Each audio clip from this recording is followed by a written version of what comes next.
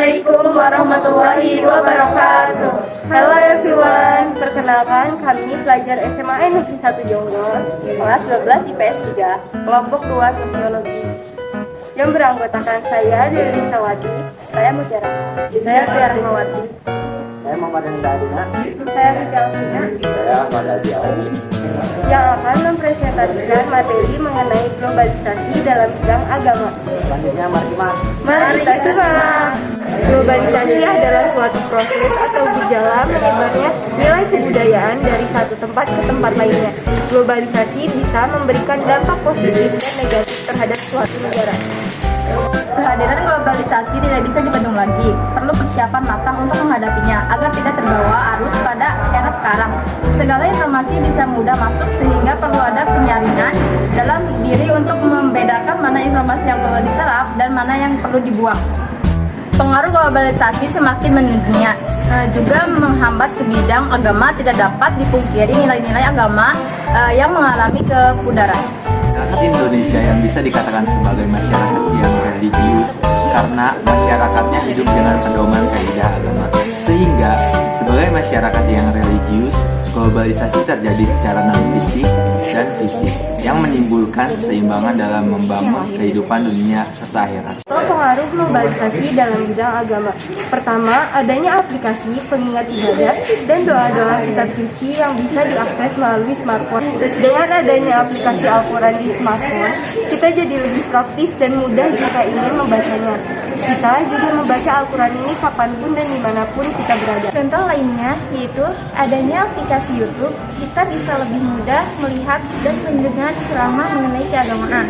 Hal ini bisa membuatnya menjadi lebih praktis, kita bisa membukanya di mana saja, bisa menambah ilmu pengetahuan kita mengenai keagamaan. Dampak positif globalisasi dalam bidang agama dapat mempermudah memperoleh informasi tentang pelajaran agama melalui media internet. Karena adanya internet kita dapat mendapat informasi yang penting tentang pentingnya menjalankan atau beribadah sehingga kita dapat memperkuat keimanan kita pada Yang Maha Kuasa. Dapat meningkatkan pengetahuan dan karena dalam agama Islam sangat menjunjung tinggi orang yang memiliki ilmu yang banyak atau tinggi. Karena adanya internet sebagai media, kita dapat mempermudah menyebarkan agama karena banyaknya pengajaran-pengajaran tentang agama yang bertebaran di internet. Dampak negatif globalisasi dalam bidang agama. Yang pertama, krisis identitas muslim akibat adanya globalisasi. Yang kedua, menurunnya budi luhur umat Islam atau umat muslimin di kalangan umat yang beragama lain, dikarenakan banyaknya umat muslim yang juga ikut-ikutan budaya barat. Yang ketiga, kurangnya perkembangan potensi dan kreativitas individu muslim akibat tidak adanya kemerdekaan dan kebebasan pemikiran di tengah kaum muslimin. Yang keempat, sikap kritis yang total terhadap peradaban barat didukung oleh kebebasan jiwa dari dominasi ide-ide barat.